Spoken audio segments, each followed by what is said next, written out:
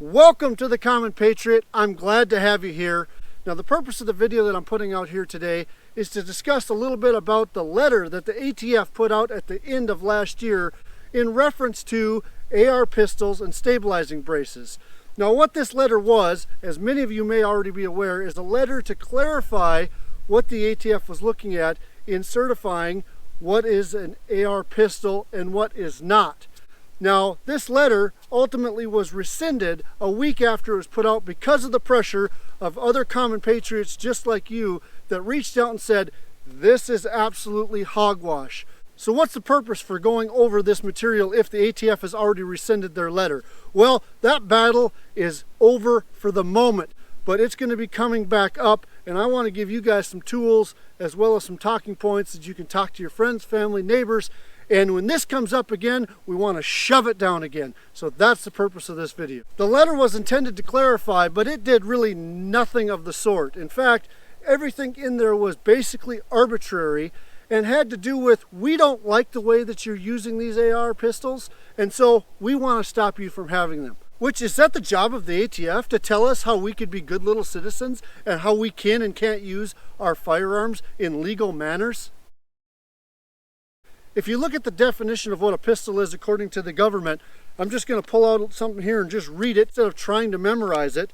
But it says, the term pistol means a weapon originally designed, made, intended to fire a projectile, bullet, from one or more barrels when held in one hand and having a chamber as integral part or parts of permanently aligned with the bores, and a short stock designed to be gripped by one hand at an angle to be extending below the line of the bores. Okay, so I think that this meets the definition of a pistol according to the government.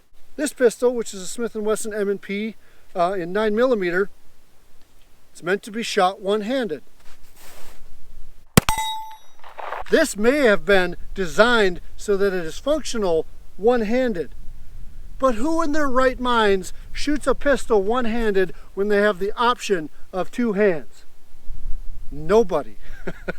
Everyone that I know, every law enforcement, every person that shoots competitively is not out there shooting one-handed if they have the choice to shoot two-handed. Why? Because it makes the weapon far more effective and useful. So let's move to exactly what the ATF was talking about. This is an AR pistol. It's a CMMG upper with a APF lower and a stabilizing brace. This one right here is in .22 caliber. Let's just see if I can shoot it one-handed.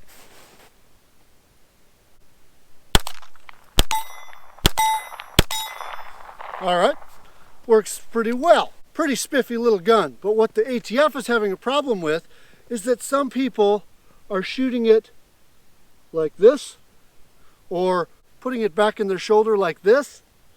And they're saying, wait, that's too dangerous. You guys can't have that. You're ultimately circumventing the NFA. So they came up with a list of criteria that says, you know, if this is impractical or you can't use it in this way, then this really isn't a pistol but a short-barreled rifle, and we need to take it away because this is obviously too dangerous for you as a common patriot to own. Now, where the rub comes in is with an AR pistol like this. Point number one was, if it's a type and caliber that is too large to shoot one-handed due to either size or recoil and being able to mitigate that recoil. All right, this is a .308 AR pistol, one-handed. I'm not even going to attach the brace.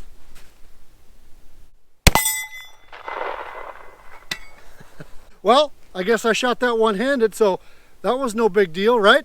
Next is weight and length. So I took my .308, this is the heaviest AR pistol that I have, as well as the longest. You know, I don't know if it's almost 2 feet in length, but I strapped the brace on in the way that it was intended to be used. Remember, intended to be used, that's what it was designed for. I may or may not have just found other more useful ways to use it. Let's see if we can hit a target.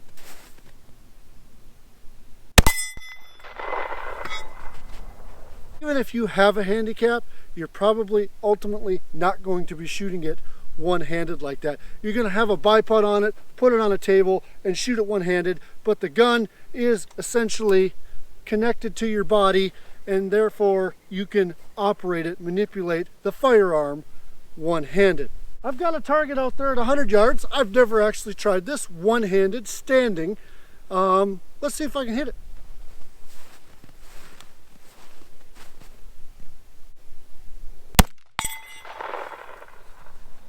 "100 yards, one-handed with a very heavy pistol." The other thing is the length of pole. So they're saying, the ATF is saying, that if the length of pole is too long to be used, it should only go up to your forearm. Well, this is my forearm right here. This is where it straps on. And so they're saying if you've extended the length of pole to more rifle length, then you are in violation and this gun should not be considered a pistol. Well, this doesn't. In fact, I'm not sure how you could even shorten it from what it is. But let's come back to the intent. The intent is to use it by a brace. But like we explained with a pistol like this, the intent may be to shoot it one-handed, but no one's going to shoot it one-handed. Not when they have a choice. One of the other things listed in that ATF document was the point of aim. Now, this is an optic that's meant to be fired more in this general way, closer up. If I was to have a red dot like I have on that other, on the 22 that I had up here, well, that would be more functional for holding it out than, say, using this scope on here. But let me ask you, what's the difference if I come to the shoulder and fire it, or I come out here and use just my cheek to help stabilize it? Or if I shoot it one-handed like that? You know what? I can shoot this one-handed like that. Let's do it.